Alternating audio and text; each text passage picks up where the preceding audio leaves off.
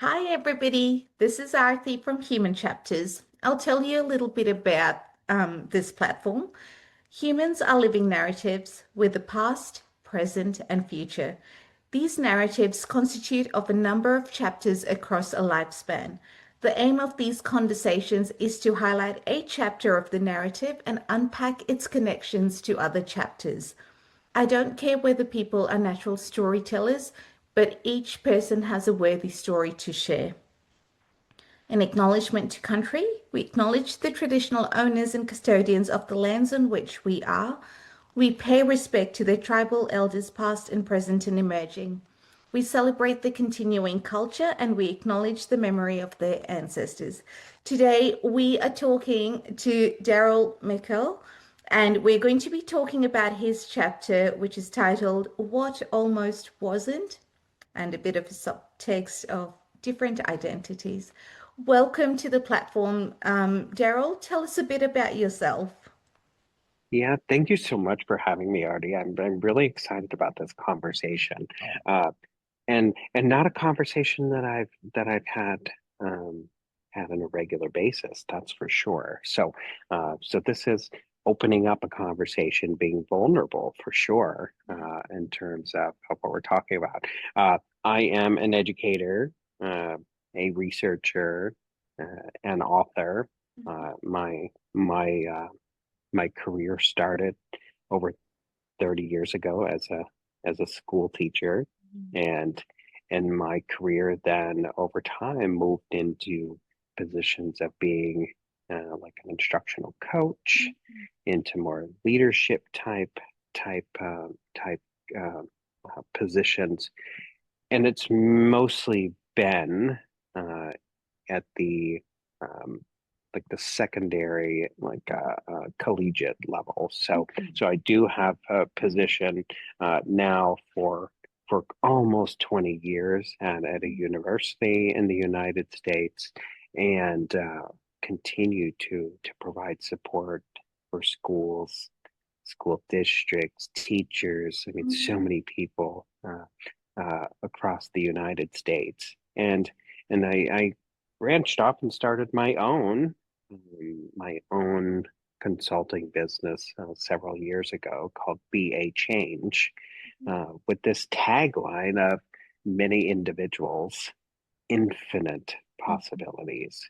Uh, and just a little more in terms of like where my career has just taken me to places that I never could have possibly dreamed of, from growing up in a small town, rural community of about 1,000 people, uh, to now being in a position where I get to work with I get to work with educators around the world.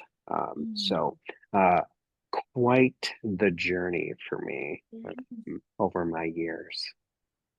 Um, that is so incredible, Daryl. Like just briefly listening to the different roles you've had in your over 30 years of a career.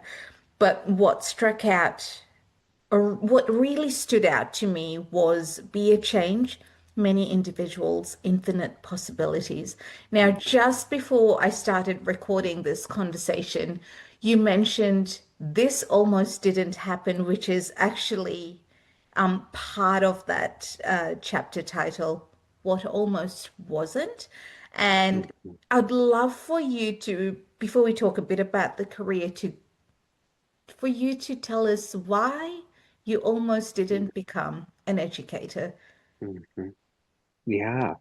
So, when I reflect on this and just think of this incredible journey I've been on, just the constant opportunities, the many opportunities to learn with and from so many different people. Uh, and that's not just all educators. I mean, it's people in communities. It's just endless possibilities. Mhm. And when I say this as what almost wasn't, Mhm. is is that I am now almost 55 years old, but when I was I don't know, probably 12, Mm. 13, 14 years old. Uh, I struggled quite a bit of thinking about where my life really would take me. I Mm. have known from a very early in my childhood that I wanted to be a teacher. My Mm. parents would probably tell you that from when I was 5 years old. I don't know.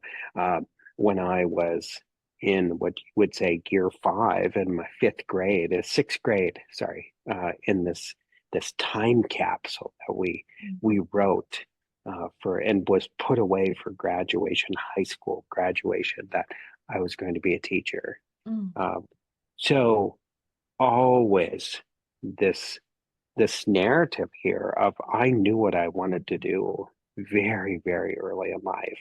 So when I get to that time frame of this, now I'm in a space where I'm a bit confused. Mm. Um, Confused in that I didn't really have a name for it. Mm. I didn't really know what was all really happening in terms of experience and the feelings and these emotions and at that point in time, really not knowing then again where life where life would take me. Like, Mm. would I be an educator?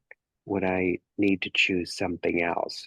Uh, so over a bit of time, realizing that what I was really struggling with is what I later learned, that I'm a gay man. Mm. And at least in parts of the United States and certainly parts of the world, Mm. the thought that I would be a primary school teacher really really had me Mm. a bit nervous and anxious and scared at the thought of, oh God, like I am living in this time frame, Mm. at least in the United States, even with the military, don't ask, don't tell. And then I'm thinking, oh my gosh, I'm going to be in a school system. What if a parent, what if someone like sees me, finds out? It just all this stuff that had my mind just going from early on. And so, yeah, what almost wasn't? I almost made this decision to go, I didn't know where, but a Mm. completely different path because of my fear Mm. of what life might actually be like if I move into this space to be an educator. Yeah. That's, and I think, Daryl, listening to you, there are so, like, thinking about what you might have gone through in that journey of starting to understand your feelings, your thoughts, the emotions that were presenting themselves at between those years of 12 to 14. I'd love for you to take us through that journey of confusion through to, I suppose, the mud and the clarity that might have come, and what made you decide, or what happened that you were okay then to become an educator. I'd love to, Mhm. yeah, just unpack Mm, that. I know what what a great question. Um, I can say that it's not something that I have pondered Mm. extensively.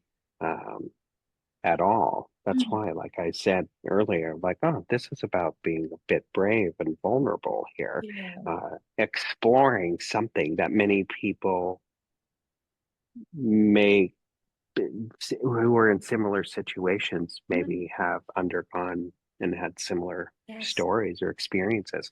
Um, you know, I did continue um, in terms of the opportunities I had growing up to still kind of be in these roles of of teaching, like of Mm. being this service provider, if you will, in my high school where we had chances to work with teachers.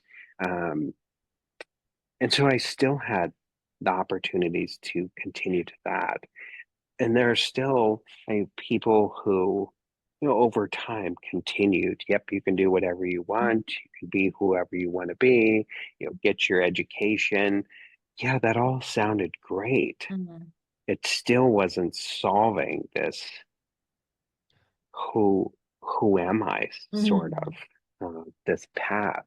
Uh, so I think really I struggled with this for really a really long time. And then I think of um, probably I was about 16 in 10th grade, and we had to take this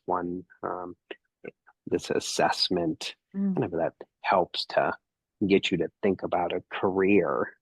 mm, And I recall even then with the school counselor at that point in time, like, based on my own assessment and results of that I probably was looking more at a trade kind of a occupation, mm, like something like, could be construction worker, could be uh, a fireman, something on the lines of mm, that, which also was very defeating uh, to have someone in a role of a school counselor who also like, well, this isn't cool. Like, I really want to be a teacher. Um, but so there, you think of all these things that you're internally battling and fighting, and I still think like I don't really know the turning point mm, of mm, being able to get beyond this, because to get out of high school, mm, was definitely an essential. But I will tell you what, that I would say that there is not one person mm, in the small rural community where I grew up, not one person who I would have even considered talking to about my identity and trying to figure that out. And mm, it certainly would have been someone at school. Like, I would mm, have had zero trust. I mean, there were teachers I liked, uh, but I would have had zero trust in going to any teacher to mm, say, I'm really struggling and wanting this to be confidential, mm, but no. So a lot of this was, you're holding this stuff in. And mm, and then when you get to like, wow, I'm glad that I continued on and pushed through and had this self-determination to, hey, I mean, what happens is what's going to happen. mm, Uh, I can't really live life for other people. I'm really going to have to try to figure this out. Um, mm, I'm going to have to figure this out. And even into then go off to college. mm, Uh, and in college, I really tried to live a whole different life. mm, Uh, yeah, I was working on my teaching degree. Like, I stuck with that self-determination. Like, yep, you are going to do this. Um, and what happens is what's going to happen. mm, But it still was throughout my undergraduate education where I I wasn't being true, certainly not being true to myself, mm. and definitely uh, not exposing anything Yeah, was what I thought to other people. I can just, I don't know if I can imagine, or rather, I'd say I just thinking about how much you had to keep within yourself and that potentially internalize, never be able to tell anyone. Just thinking about what that would have been like for a person. In for you, it was this particular situation, but just in general for people that are not able to do it, Mm, how much of a weight it is on a person to mm, mm, figure it out for themselves. And it's all happening in the brain and in the body, not just the brain. Yeah, is enormous. And the magnitude of everything that goes with it is mm, just, mm, yeah, potentially iceberg-like. mm, mm, mm, mm. Daryl, I Mm, would love to take you back to, I have two questions for you. mhm, One, why why was your dream always to become a teacher? And the second one, after that assessment, you were told you're more suited for a trade. Let's talk about that determination. What did you do and why did you do it that still took you into the path of um, learning to become a teacher? mm, mm, mm. Yeah, more great questions. Um, wanting to be a teacher, I guess even like from those early years, it probably was just like someone says, I want to be a doctor. I want to be and so I Mm, guess from very early on it was just kind of this, oh wow, this is kind of fun. Like I I I didn't mind. I mm, didn't mind school. I mean, I wasn't the most exceptional student. I could have done certainly much more.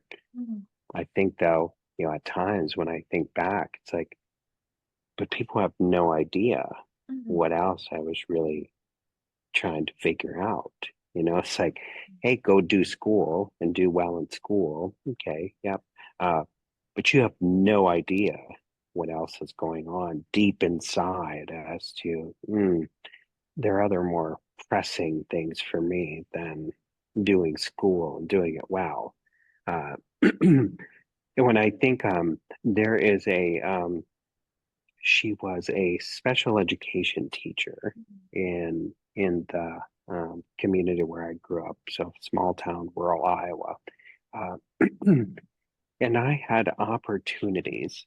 So even in elementary, we mm, had these, and I don't even remember if it was once a week, maybe on Friday afternoons, where we got to do these different activities. mm, And so that's what I got to do was I got to go and essentially be in a classroom with a different teacher, and I got this assignment to be with this teacher in the special education classroom. And so when you had students in there who were dyslexic, they uh, uh, uh, I don't know the actual term here now when I think of uh, children with Down syndrome. So I'm trying to get mm, to. mm, She had such a makeup, and just watching. I mean, she was the most patient person. Um, and just so explicit with these kids, and it was just a space and an environment where, man, I'd love to go. And I think that to me was probably one of these really inspiring.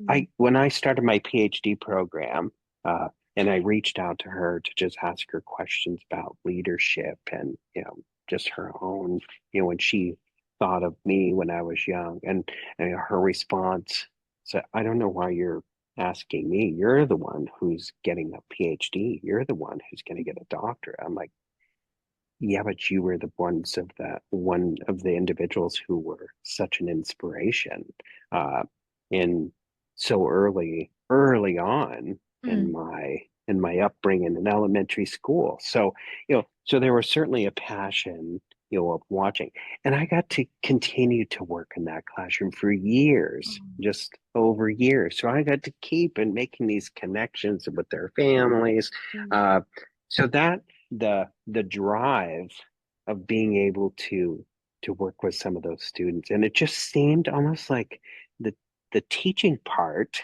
mm, seemed to almost come natural, mhm, and the love and the joy to watch an individual just have just smile or feel like they've achieved something, or you go to the Special Olympics with them and they get these mhm. awards and it's like the best thing ever, and it's like, oh, I love this. Yeah. um so that I think probably was the continued push of just thinking about, yeah, seeing this joy and the achievement, the accomplishment uh, Yeah. of what could be. And as I got older, I think it still is thinking about, although I'm still dealing with this and knowing that I probably would have to suppress this a lot, as I did get older, more experience, then it just became more of like, how do you give voice to other people? Mm, There are a lot of other people who are likely experiencing what you experienced. mm. So, how do you give that voice to others? If that's possible, and if you feel okay to do that. I missed, now I can't think of the second part to the That's question. okay. The second question was you sat for your assessment that then and you were told that you're more suited for a trade. Yeah, yeah. That response didn't sit well with you. What happened? What did you do? What were your thoughts Mm, around, yeah, going into the mhm. teaching degree? Yeah, yeah, yeah. So that's stuff that I knew that I did not want to do. I did not want to be in the business of like Yeah. construction or something like that. That was Mm, not an interest of mine whatsoever. mm, Um, and my late father, in mm. terms of his career for years, was working in a quarry. No You way. know, working these quarry with an end loader and dump trucks and Mm, all this stuff. And I was like, no, mm. that's not my love. Like I had, Go. Okay. and even like auto mechanics and stuff. My Mm, dad was an exceptional mechanic. I mean, and self-taught essentially. Well, and that's stuff he did when he was drafted in the army many years ago. My next oldest brother, that just was, I didn't like to do any of that stuff. It's mm, like, I don't want to change oil in a car. I don't want to learn how to do it. I don't want to learn how to change a tire. I mean, there's just all these things that I had zero interest in. mm. Uh, uh, I loved to play sports. Yeah. Uh, I still to this day like watching sports. When I was in, here again, the things that I really like to do, I didn't Mm, do in high school because of mm, what I was trying to figure out. But anyway, uh, so I knew those kind of things, that's not what I wanted. And I mhm, continue to take it upon myself to to uh to go on college visits. mhm. So so I would still uh go and do some visits about teaching programs Mhm. and what teaching programs would be like. I could get the counselor to let me go and do that stuff, like as Mhm. to be excused. Mhm. I'm not sure how that all worked. Uh, and then eventually it's like here again, yes, I continue to go on these visits. I continue to think about these programs. I absolutely, and everything about me of what I want to do is I want to be a teacher. Mhm. Uh, so these visits Mhm. only confirm that. And so it was more and more like, I'm not doing this trade stuff. Mhm. Uh, my parents, uh, I have three older siblings. Mhm. Uh, they're all kind of close together within several years. And then I'm about 7 years behind my next oldest sibling. And even with them, like when I kept saying, like, I want to be a teacher, I want to be a teacher, uh, there was this, I guess, sort of this natural response then at that point in time. Mhm. Like I said, my three older siblings didn't go to college right away. Um, and this natural response of, you know, going off, and if that's what you want to do, uh, Mhm. you'd be supported in going off to do that. So uh, you kind of have to then, yep, again, keep pushing on. Like this Mhm. is, nope, I'm doing these visits. This is what I want to do. I am not going to be doing these other things. And then to have this, you know, the really, I guess, uh, your parents then essentially saying, Mhm. that's what you want to do it, uh, Yeah. but commit to it. My dad was always like that as well. If that's what you're going to do, you shouldn't be working while you're going to school. You go to school Mhm. uh, to do well. And my dad only had an eighth grade education. Oh, So you think of that push and the passion there too. So yeah. it's So I think kind of overcoming some of that Mm. was was was was a help in the right direction Yeah. uh, of pursuing what I really wanted to do. That is so incredible that you were able to go to those college visits, still follow your heart in that manner to just keep pushing through, and everything that you did reinforced and reaffirmed your your wanting to be a teacher and that you were in Mm, that right direction. Daryl, the two words that really were so special when you were talking about the special education teacher, you said that she had a space and environment that mm, you actually were drawn to and that the children did well in, and just that sort of, yeah, what came of having a special space and environment. mm, mm, Take us through your college years and into when when did you like tell yourself this is who you are? mm, That might have been earlier, but like, yeah, that sort of mm, mm, allowing other people in mhm, too. mhm. Yeah, so I when I left and I went off to um, then pursue my undergraduate Mhm, degree, um, and I had, I was still in the state of Iowa, mhm, um, central part of the United States, mhm, rural community, and I had an opportunity when it came time for my student teaching to go to San Antonio, mhm, Texas. And that was a really big move. Uh, so with my family, everybody mhm, living right there in this same small town, rural community, and then the thought that I was going to up and move to a very large city, urban mhm, city, uh, which I couldn't wait for. mhm, Just me, the thought of being in a much larger place, mhm, I'm much more apt to be able to be who I want to be mhm, and not be like surrounded by people always watching every move you make.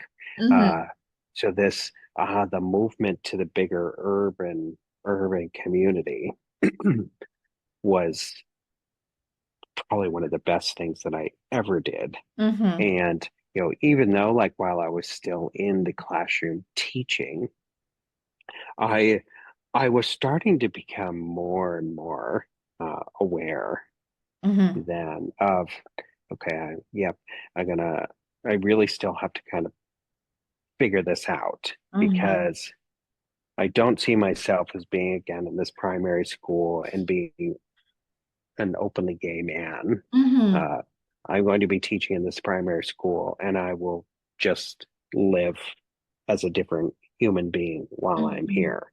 Uh, so during those years, it's still kind of like playing this off as though, which I'm sure people now would say, come on, like some mhm, people knew or whatever. But it clearly wasn't something that anybody talked about mhm, or brought to the conversation. And I guess why would they? I mean, that would be kind of awkward too. Um, so moving to San Antonio was such an incredible mhm, opportunity. So not only just student teach, but then I taught in a school there for 4 years, mhm, and then um, it was after that.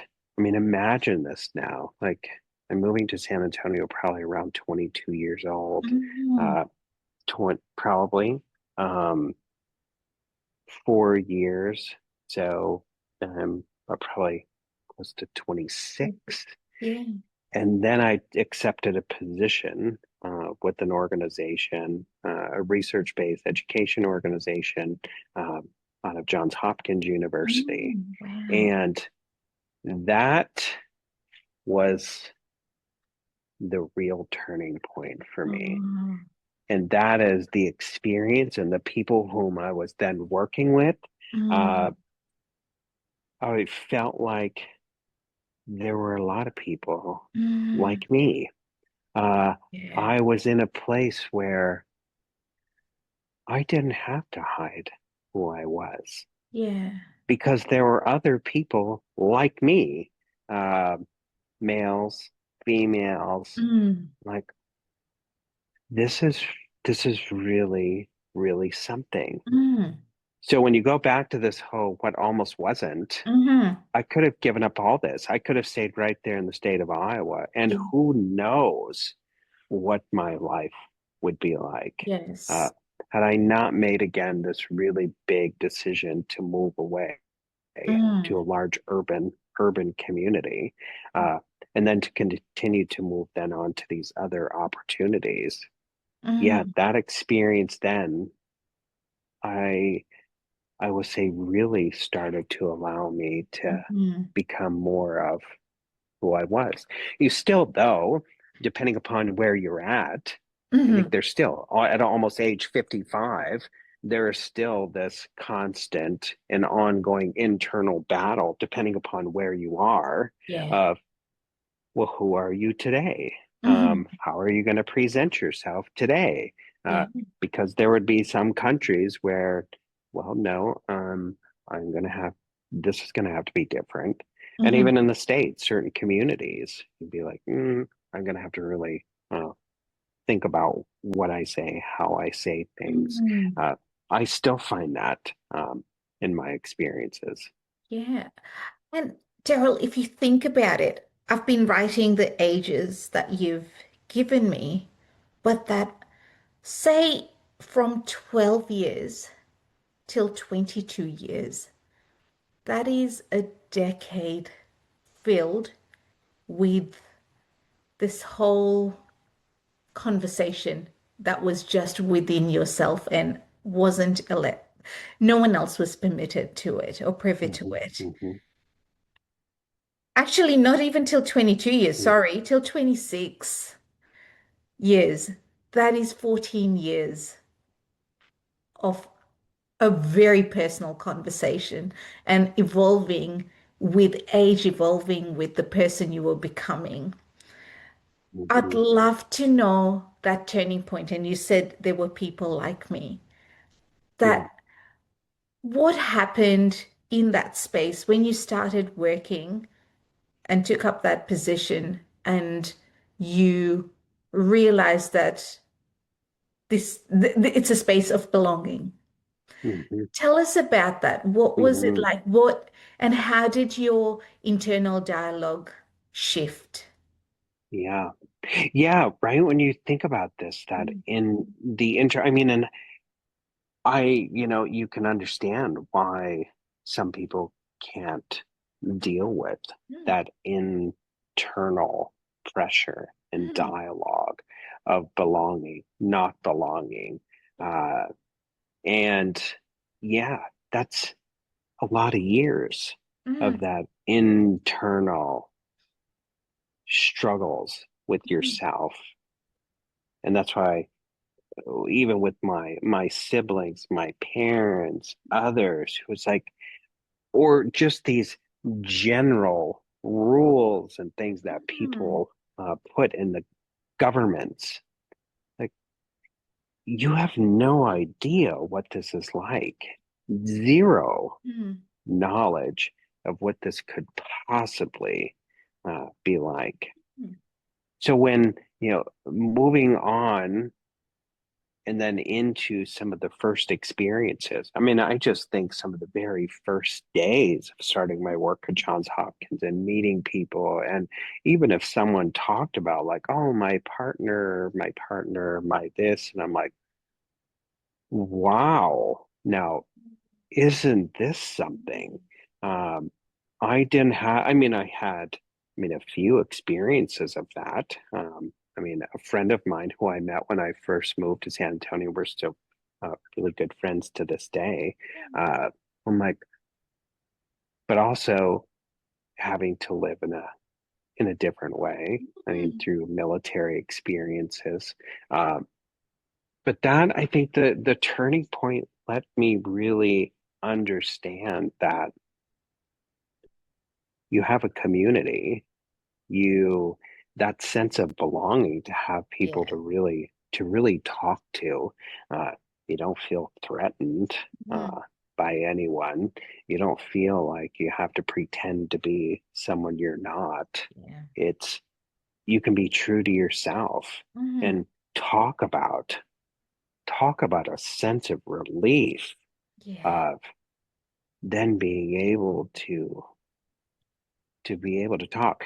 Hmm. And I was there in Baltimore for this work, and for about 3 weeks. Hmm. And then what's so interesting, and I think in a lot of this, is that then to come back to San Antonio, um, and it wasn't much longer where I then met who I am still with to this day. Oh. Uh, So, so about we've been now when we could officially get married, but together for 28 years. Uh, Oh, beautiful. so, so the story I think of this, the constant, the persistent, the Hmm. will, the life is not easy. No. The internal conversations you have that are not easy. Hmm. Yet when you do come across people who have this real sense of care and this sense of openness, Hmm. wow, it sure can create a whole different space and environment of Hmm. safety, place you can be vulnerable, not judged. You can learn about how other people their own experiences, how they maneuver the world. Hmm. Uh, it's just freeing in so many ways. Something that I keep thinking about, and this is a link back into being a teacher, being an educator, that idea, that literal, all those words and phrases you've just mentioned, safety, um, not being judged, listening to others' stories, learning from them. And when you said true to yourself, isn't when we step in front of a class, in front of students with the little ones, or doesn't matter how old they are, that's essentially what we want for people is Mm-hmm, being true to yourself. But what is that? mm-hmm, And appreciating the enormity of that internal dialogue and conflict that could be mm-hmm, there. Because while we are saying or believing that people should be true to themselves, not everybody has had the opportunity to mm-hmm, discover who they are. mm-hmm. Yeah. Mm-hmm. Yeah. Um, so interesting. And I am so happy that you were able to find your partner, your life partner, at the time you did and found that sense of belonging and the sense of Mm-hmm, community mm-hmm, mm-hmm. that provided a safe space for you. Yeah. Yeah. You know, yeah, Artie, and I know you didn't ask me a question, but just what you're saying now and getting to a place again, I'm going to be 55 years old. Mm, And I'm just at a place in my life. It still wasn't always easy all mhm, these years and all the things that I've done. I mean, when I went from Johns Hopkins University to work at the University of Texas, mhm, uh, well, that as well, working at the University of Texas with mhm. first at the system and then in different departments Yeah.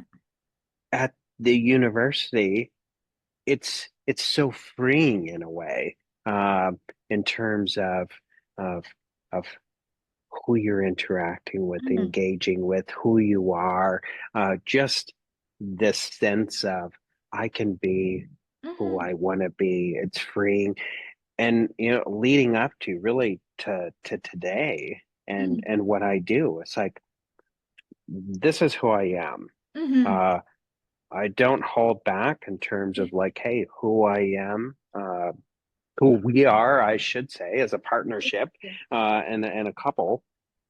Um, And I think if there are people to this day who would have a problem with that, I'm like, then I'm not meant to do work Mhm. with you. That's fine. Hey, Absolutely. that's that's just fine because Yeah. I'm not going back. I'm not going back to have Yeah. those situations of who I was at one point in time and another 14 years of trying to Mhm. hold in who I am. Like, nope, been there, done that, and that's not healthy for No, anyone. no, absolutely not. And that whole idea of being knowing who you are and then doing the work you do has a completely different feel to leading two lives and Hmm. going, I am saying Hmm. one thing Yeah, in one life and yeah, I'm saying another thing in another life. And that yeah. is Hmm. something that is that's so special to your circumstance, but something that I totally can relate to in a different circumstance. And Hmm. going, Hmm. we do lead multiple lives and we do sort of and they're necessary for parts of they serve a purpose, but the Hmm. crossover Hmm. between, you know what, it's okay, we're humans, we're Yeah. complex, Hmm. and that's just the way it Hmm. is, and it's Yeah, fine. Yeah. yeah, yeah. um Yep, 100% agree. I love that. I'd love to pivot to a different part of the conversation.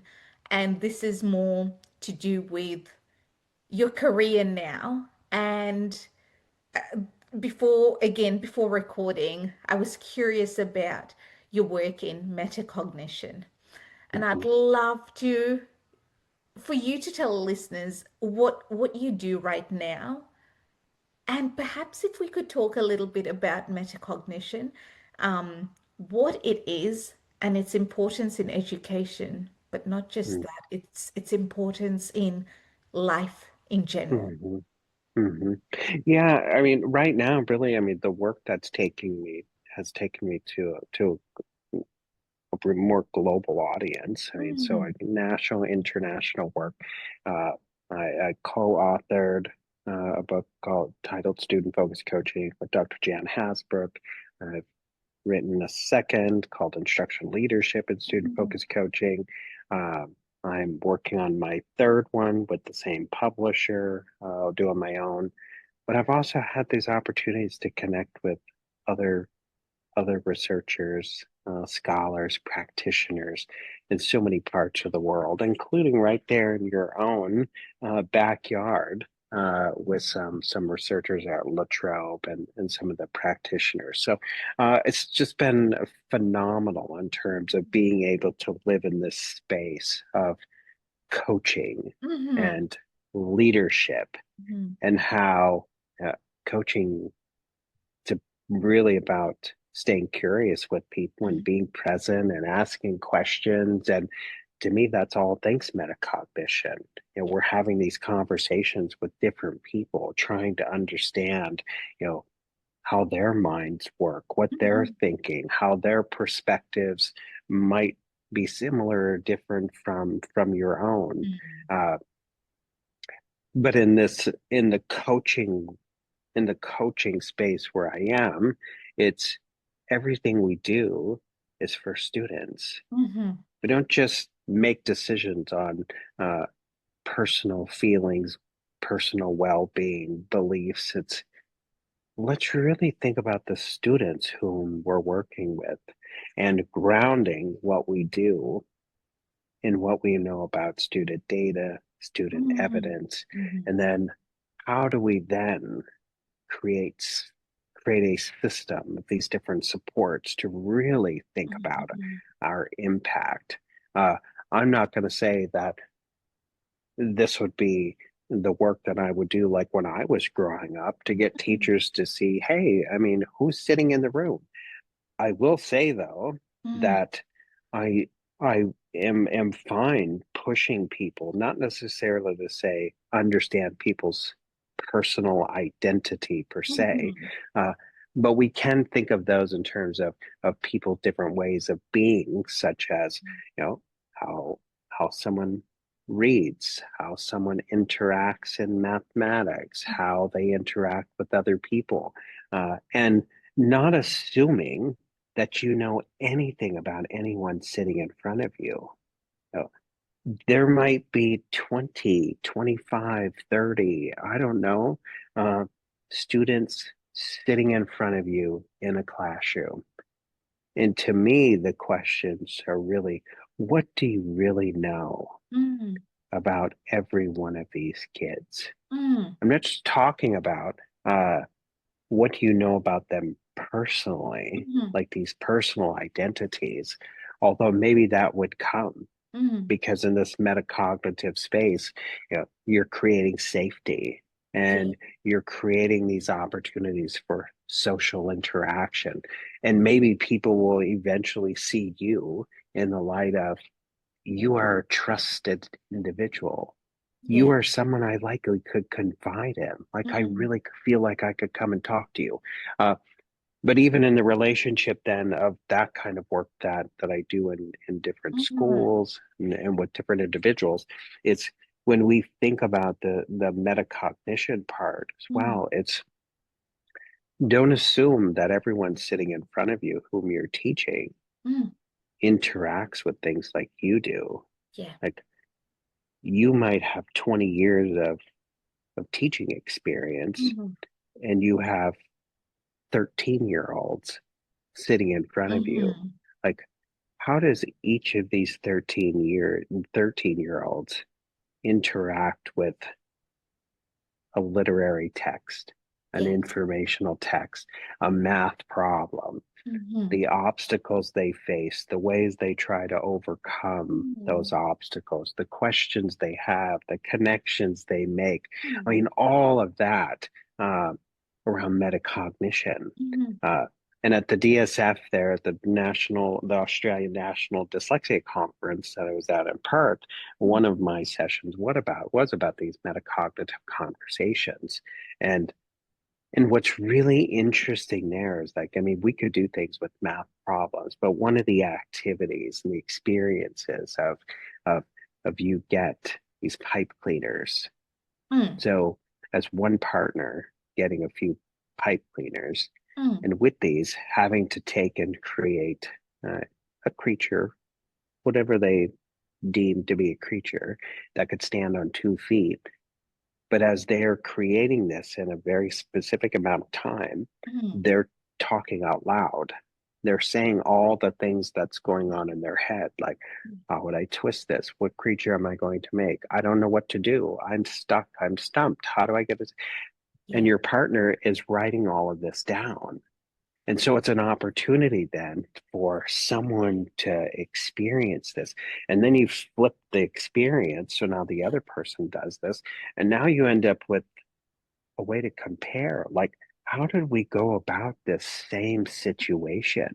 Uh, and it's fascinating. Mm, It's just so fascinating to get people then to understand that we come at things from different mm, such different experiences, background knowledge, vocabularies, whatever it might be, our interest, and that to me is when we can get classrooms or we can get adults yeah. to have these sort of experiences Yeah. and really be engaged in these metacognitive conversations, just being aware of your own thought processes, how you take things in, how you express Mm, it.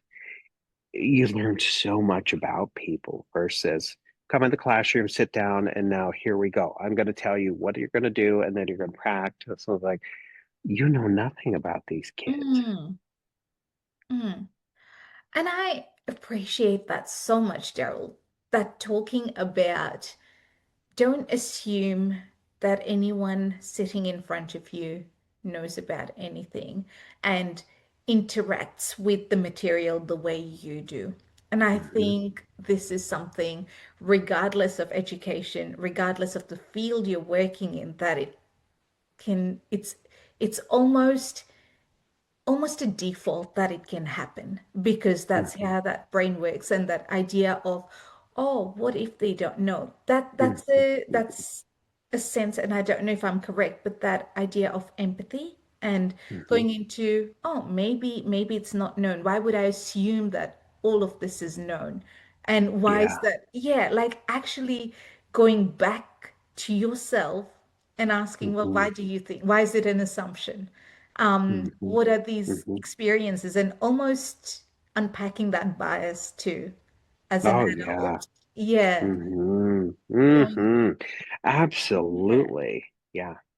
Um, Yeah, Yeah, do something that you just said, even with that, because I was thinking about this today and in some of the work I was doing of how you go into classrooms, you have certain teachers who are like annotations, and I'm going to tell you how you annotate. And like you're putting people into these formulas to think like you do. And I don't think most people operate like that. When you read a book for enjoyment, you don't sit there and start numbering paragraphs and highlighting and underlining that. That's not creating an enjoyable space like, oh, I can't wait to read a text so that I can do these annotations.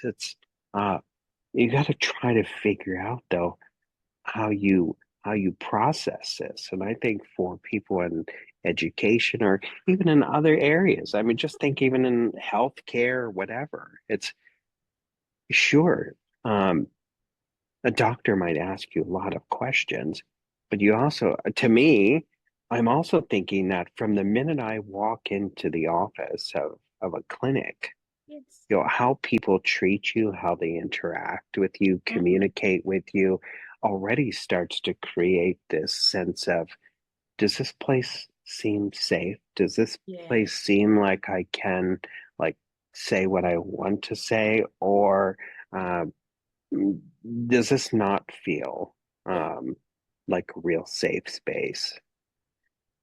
That's it. And I think that idea of that brain and body realizing, sometimes realizing things much quicker than when it comes to consciousness Hmm. and going, Yeah. Hmm. and it's those spidey feelers or whatever Hmm. terms people use, but that idea of Hmm. creating that safe space and creating or cultivating an open curiosity of, no, I truly want to get to know you regardless of the age. Like everybody's experiences are Yeah. different, and that Hmm. and Hmm. that takes patience You and bet. Yeah. that understanding as well. So Yeah. going, yeah, out of yourself, but into somebody else's Yeah. um, Hmm. place. Oh, it's been such a wonderful discussion, Daryl. As we do slowly wrap up, has there been anything that I haven't asked you that you've been wanting to share that hasn't come up in the conversation? I don't think so. Not in terms of like this. If I go back to that tagline that I shared earlier about my consulting work of be Yeah. a change. And I just think we all have a real opportunity to be a change in the life Mm, of someone. You don't have to be the change or to think that yeah. you have the answers, but you can be a change in someone else's life just by listening, just by being curious, just by building a relationship. Uh, and then, like I say, with the tagline, the many individuals, infinite possibilities. You know, if you're willing to really open yourself up and to engage with other people, Mm, it really does seem like the possibilities are endless. They mm, are infinite of how we can continue to improve the lives, and for me, of in education, the lives of the students whom we're here to mm. serve. You know? I just love that idea of, yeah, everybody has or could potentially make a change, and as a result the possibilities are infinite, Yeah. endless, and but being curious to seeing those opportunities as well and Hmm. being open to that, because so frequently they can be there but we can be part of the barrier in Hmm. seizing Yeah. those opportunities. Yeah. Yeah.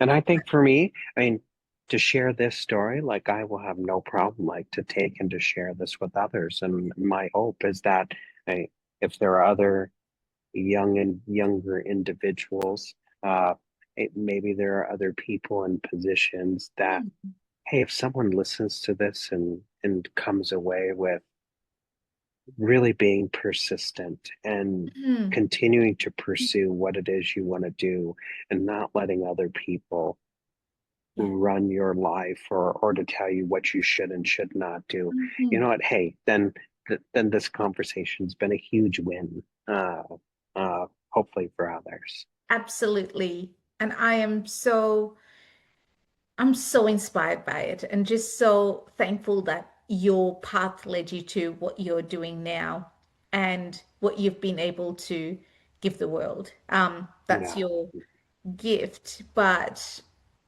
I was going to ask you about the three takeaways or the thing, but I think that being a change might have been Hmm. one Yeah. one or two of them. Is there anything else that you'd like to tell the audience, anybody that's listening in? I don't think so. Yeah. I just really appreciate this. It's good. Thank you so much for taking the time, energy, and effort and putting that into this conversation, Daryl. I really appreciate it. And for everybody, this conversation will be available on Human Chapters podcast, YouTube channel, as well as the Facebook page. So please share it with anyone that you think might connect with it. Awesome. Thank you.